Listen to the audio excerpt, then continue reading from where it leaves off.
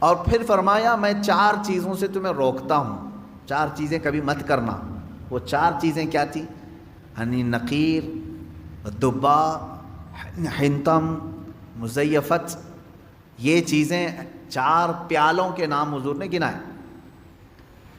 کدو کو کاٹ کر کے بیچ میں سے گول ہوتا ہے، اندر کا مغز نکالیں تو کھٹوری بن جاتا ہے، اس کو سکھا کر کے عرب والے اس میں شراب ڈال کے پیتے تھے، لکڑی کا گلاس بناتے تھے، لکڑی گول کاٹ کر کے بیچ میں سے اس کا سب نکال کے گلاس بن جاتا، اس میں شراب رکھتے تھے۔ یعنی بالکل وہ لوگ اوریجنل چیزیں، نیچرل چیزیں شراب کے لیے استعمال کرتے تھے۔ یہ 4 قسم کے پیالے ہیں جن کا تذکرہ میں نے ابھی کہا۔ حضور نے فرمایا یہ ختم کر دو، یہ پیالہ، لکڑی کا پیالہ، کدو سے بنایا ہوا پیالہ، وہ کلنگڑ سے بنایا ہوا پیالہ، یہ ختم کر دو۔ شراب کی بات نہیں ہے اس میں، پیالے ختم کرو، پیالے توڑو۔ گئے انہوں نے پیالے توڑ دیے۔ اس میں حکمت کیا ہے؟ محدثین فرماتے ہیں شراب تو چھوڑنا ہی تھا انہیں، لیکن وہ پیالے نہیں رکھنا ہے جس میں شراب پیتے تھے۔ وجہ یہ ہے کہ جب جب پیالہ دیکھیں گے وہ شراب یاد آئے گی، اس میں ایسا پیتے تھے ہم۔ یہ اسلام ہے جو جڑ کو ختم کرنا چاہتا ہے۔ اب ظاہر سی بات ہے اس بچڑے کو تو ختم کیا گیا، مار دیا گیا، لیکن حکم آیا کہ اس کا تصور بھی نہ آئے۔ ان کے دلوں میں وہ رچ بس گیا تھا بچڑا، جب دیکھو وہ بچڑے کا ہی تذکرہ کرتے تھے۔ اب اس طرح کے جو گمراہیاں آج تک لوگوں کے دلوں میں ہیں انہیں ختم کریں۔ پہلے کچھ لوگ کچھ عمل کرتے تھے جو ناجائز و حرام تھا گھروں میں، ہم نے تنبیہ کی، تلقین کی کہ یہ ناجائز ہے، حرام ہے، نہ کریں۔ چھوڑ تو دیا انہوں نے، لیکن جب جب وہ اوکیشن آتے ہیں تب تب پھر سے ان کی یاد آتی ہے۔ اب اس کی مثال آپ کو میں بتاؤں۔ شروع کی بات ہے کہ محرم کے زمانے میں پنجے اٹھا کر کے ناچنے کی عادت اکثر لوگوں کو تھی، بہت سارے لوگ۔ ایک طرح سے اس میں عبادت کا تصور نہیں تھا لوگوں کو، بس یہ کہ انٹرٹینمنٹ کرنا ہے، کیونکہ عبادت اس طرح سے روڈ اور گلیوں میں ناچ کر کے تو ہوتی نہیں۔ نہ وہ امام حسین کو راضی کرنے کا مسئلہ ہے، نہ رب تبارک و تعالیٰ کی بارگاہ میں کچھ پیش کرنے کا مسئلہ ہے۔ اگر اتنا ہی عبادت کا شوق ہوتا تو مسجدوں میں پنجے لے کر بیٹھ جاتے ہیں، قرآن پاک پڑھتے ہیں۔ سب کو معلوم ہے کہ سب سے افضل جگہ یہ ہے۔ وہ انٹرٹینمنٹ کرتے تھے۔ اب ہوا یہ کہ ہم نے کہا کہ یہ بے حرمتی ہو رہی ہے، مولا حسین کے نام پر بے حرمتی ہو رہی ہے۔ اصل بات پنجہ تو آج تک امام حسین کا ملا نہیں، پنجہ ملا نہیں۔ حضرت عباس علمبردار کے پنجے کٹے تھے، یہ سنا ہے، روایات بھی، لیکن اس کی شبیہ، اس سے ملتی جلتی تصویر کچھ ملی نہیں۔ اب رہی بات تعزیہ کا مسئلہ، تعزیہ جو ہے اس کا مسئلہ مختلف بھی ہے، اتنا میں بتاؤں گا، کنفیوز نہیں ہونا۔ تعزیہ کو شرائط کے ساتھ اگر بٹھایا جائے تو جائز ہے، لیکن وہ شرائط پورے کرتے نہیں لوگ، اور ہم نے اگر اتنا ہی شوشہ کھول دیا تو بڑے بڑے دروازے لوگ کھول دیں گے۔ بات صرف اتنی تھی تعزیہ کی، امام حسین کا جو روضہ ہے اس روضے کی شکل کی کوئی چیز بنا کر کے آپ نے رکھ دیا، تو کسی بھی بزرگ کے روضے کی شکل بنا کر کے رکھنا مستحسن ہے، کوئی حرام کام نہیں ہے، ناجائز نہیں ہے۔ جیسے ہم گنبد خضرا بناتے ہیں، خانہ کعبہ بناتے ہیں، ہوتا ہے گنبد خضرا جہاں ہوگا ہم تعظیم کے ساتھ دیکھتے ہیں، لیکن اس کے ساتھ اگر ایسے معاملات ہوں کہ اس کو لے کر کے سڑکوں پہ ہم گھومیں گے، ناچیں گے، اور پھر اس پر چڑھاوے کریں گے، پھر اس کے ساتھ اپنے اپنے عقیدے جوڑ لیں گے، تو یہاں سے شیطان پھر گمراہ کرنا شروع کرتا ہے۔ خیر یہ بات الگ ہے تعزیہ کا۔ رہی بات پنجے کا، پنجے کی جو لاجک ہے وہ نہیں سمجھ میں آئی، مجھے کوئی سمجھا دے۔ میں نے اس سے قبل بھی بہت پہلے ہی کہا تھا، میں خود اٹھاؤں گا۔ پنجے کی کیا خصوصیت ہے؟ اگر امام حسین شہید کربلا رضی اللہ تعالیٰ عنہ کے ہاتھ کا نشان لے کر کے کوئی اٹھا کر گھومتا ہے، میں تو کہوں گا ہاتھ کیوں اٹھاتے ہو؟ اس سے بہتر ہے کہ مولا حسین کا قدم اٹھا کر کے گھومیں، کیونکہ ہمارے لیے ان کے قدم تک پہنچنا بھی بہت دور کی بات ہے۔ قدم اٹھا کر کے کوئی گھومتا ہوا نہیں دکھا مجھے، کوئی تلوار اٹھا کر کے دکھا۔ تو اس میں ہاتھ کی کیا خصوصیت ہے یہ تو مجھے لاجک اب تک نہیں معلوم، بہرحال ایک ٹاپک الگ ہے۔ اس کے اندر جو خرافات آ رہی تھیں اس کے ساتھ عورتوں مردوں کا ساتھ ملنا، گانے باجے ڈھول تاشے اور طرح طرح کے اس میں خرافات لے کر کے اس کو کہاں سے کہاں تک پہنچایا تھا۔ شروع کس لیے ہوا ہوگا معلوم نہیں، پہنچا کس کام کے لیے بہت دور چلا گیا۔ اب میں جو بات کہنے جا رہا تھا وہ یہ تھی کہ چند سالوں پہلے ہم نے دیکھا بہت خرافات ہو رہی ہے، ایک جگہ ہم نے کہا منع ہے، انہوں نے فوراً اس کو ختم کر دیا، نہیں کریں گے۔ ہاں میں نے کہا کہ ٹھیک ہے، مولا حسین کے روضے کی شکل بناؤ، ہر گھر میں بنا کر کے رکھو، یاد کے لیے اچھا اپنے بچوں کو دکھاؤ کہ یہ مولا حسین کا روضہ ہے۔ ہم جیسے گنبد خضرا رکھتے ہیں اپنے گھروں میں، خانہ کعبہ رکھتے ہیں، امام حسین کا روضہ رکھنے میں کون سی دقت کی بات ہے؟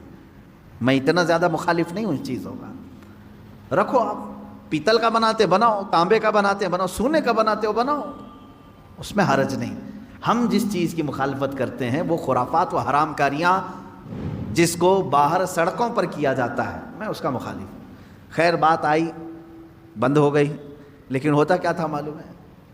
چند دنوں کے بعد دوسرا محرم آیا تو گھر والے کہتے ہیں کہ حضرت وہ تو بند ہیں لیکن بچے ویسے ہی ناچ رہے ہیں، ہاتھ ایسے لمبے کر کے خود پنجہ بن گئے ہیں اور ناچ رہے ہیں۔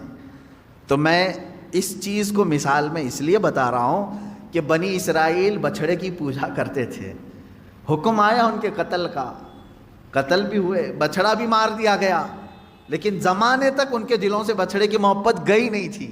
وہی ذکر آج کی آیت میں نے پڑھا ہے، اللہ فرماتا ہے ثم اتخذوا العجل من بعد ما جاءتهم البینات، پھر یہ بچھڑے کو ایسا لے کر کے بیٹھے رہے جبکہ ان کے سامنے کھلی ہوئی نشانیاں تھیں۔ وَأُشْرِبُوا فِي قُلُوبِهِمُ الْعِجْلَ، اللہ فرماتا ہے ان کے دلوں میں ایسا لگتا ہے بچڑا پلا دیا گیا ہے، پی گئے ہیں بچڑے کو، اتنی محبت تھی، جبکہ روشن آیتیں اور دلیلیں دیکھیں۔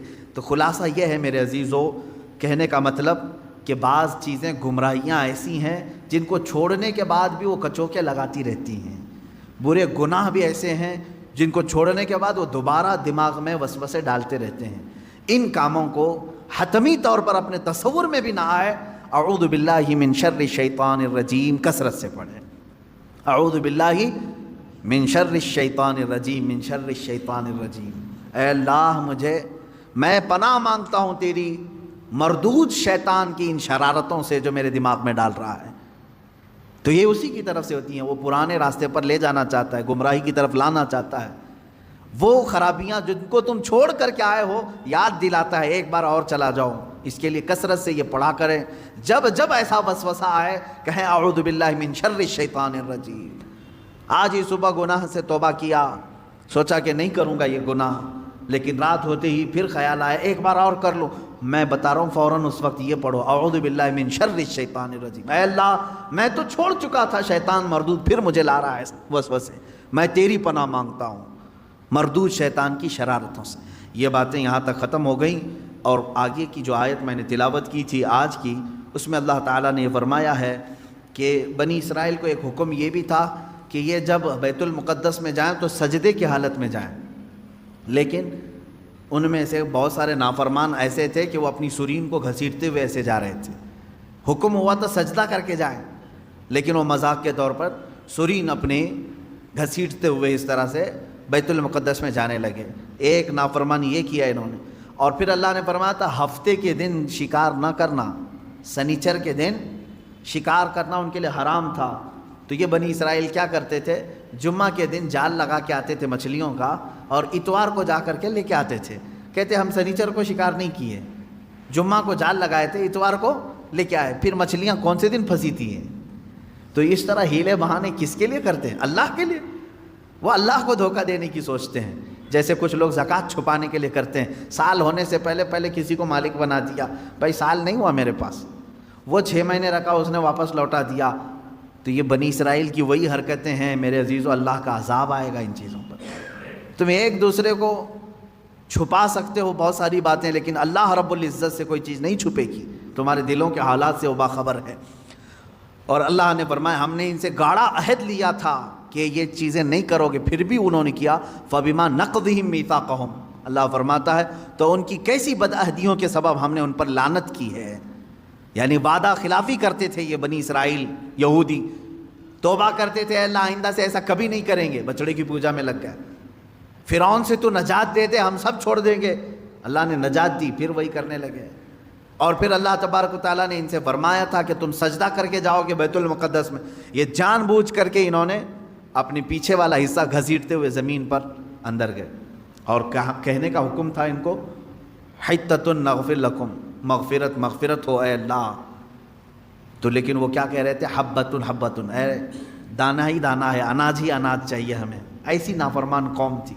اللہ فرما رہا ہے تسبیح بولو مغفرت، اور وہ کہہ رہے ہیں گیہوں جوار، یعنی دانوں کے نام لے کر کے کہہ رہے تھے کہ یہ ملے ہم کو، فلاں ملے۔